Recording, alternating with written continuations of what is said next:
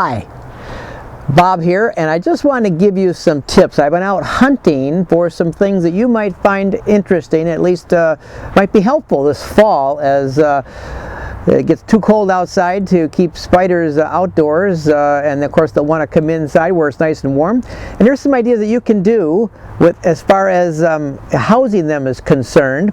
And I made some good little tips I think you'll find helpful. One was right here at the local Petco pet shop, which I think you'll find very interesting. This, if you can see, is a 2-gallon hexagon mini aquarium. And of course the price was right.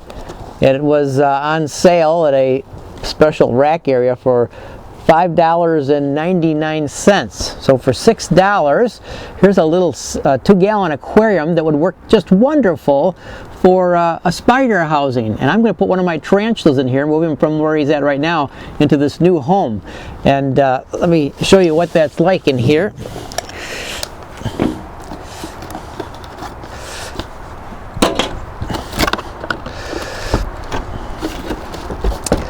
This is how it comes packaged.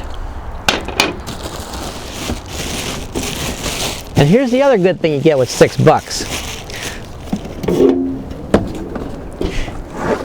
You get the roof, the lid that goes on the little aquarium area. You get the cover and a lamp, which will help keep the tarantula warm. So a good little buy here for $6. Certainly can't go wrong. You want to get creative. What you can do is take this plastic casing and cut down a couple of the seams here on one of the panels and put yourself in some hinges, and you could have a door that would open and close on there, making easy access to get to your tea or to his food or water. So that may be something I'll be doing. Not sure if you want to try something like that, but hey, everything's worth a try, and I think I might do that for this one. This is the home of my green bottled blue that I made for him or her. I'm not sure what the sex is quite yet, but it's made out of a Glad container. Don't tell my wife, because she doesn't know I swiped this from her kitchen. It's one of those things you use to hold food in to store it in your refrigerator. Let me give you some close-up shots and show you what I did with this to make it a very reasonable housing for a spider you might have. First of all, let me show you what I did with the enclosures on the lid area as far as air is concerned. I just cut out 2 rectangular areas on either side of the lid with a utility knife. And then I got some netting I had, screen that I used to fill in windows or doors with, cut it to size, and Elmer's glued it in place sides so that allows nice circulation of air for the spider.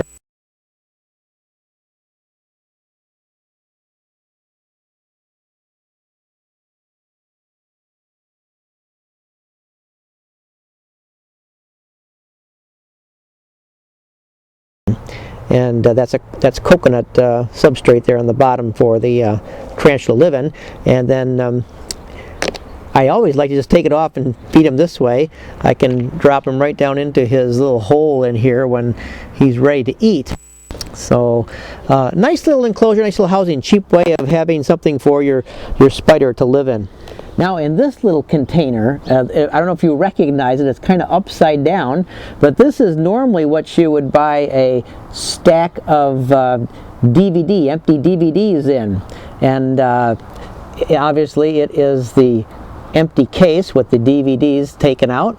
And you can see what I've done here to the lid. I cut off the stem, which is where the DVDs would stack on.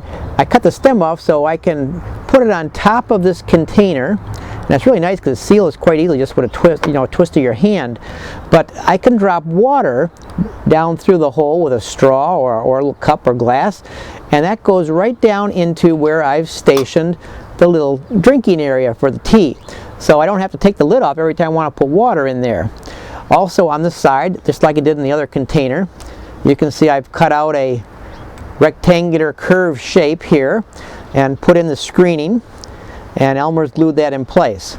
So it makes for nice circulation It comes in through here, can go up through the top, little hole in the top to give good circulation for the spider. And of course the little housing, the little tarantulas in is right in here. I went to a little hobby store, and for about 25 cents or 50 cents I got this little pot, broke it in half, and it makes a great little housing for a small little tea. Well, let me show you some other things I've done with some little larger spider for their housing. Not sure if you'll recognize this, but this is a container for a cake that you can buy at a grocery store. And this is the little plastic container the cake comes in. Of course, it's upside down from what it would normally be. And here's what I did to make this usable for my tea. I again cut out a rectangular curved area, a pretty good size area for a screen to be put in, and Elmer's glued in place. And then added the coconut substrate to that, and left the bottom frame on. This is the frame as it would come on the cake container.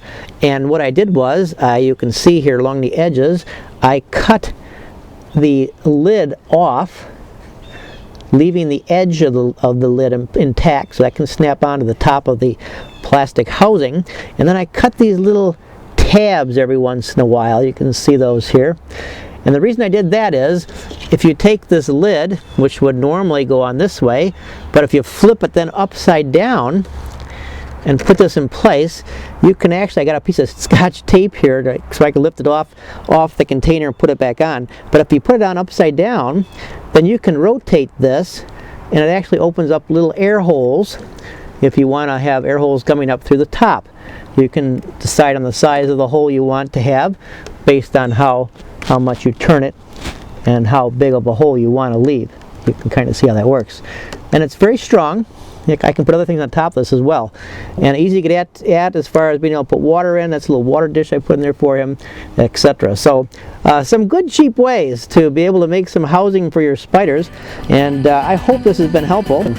Get creative, out of the box. You'd be surprised what you can come up with for your spiders or other insects, that is, to house as well. A lot of great ideas out there, so thought these might be helpful. That's why you're getting them. Thanks for watching. It's a beautiful day.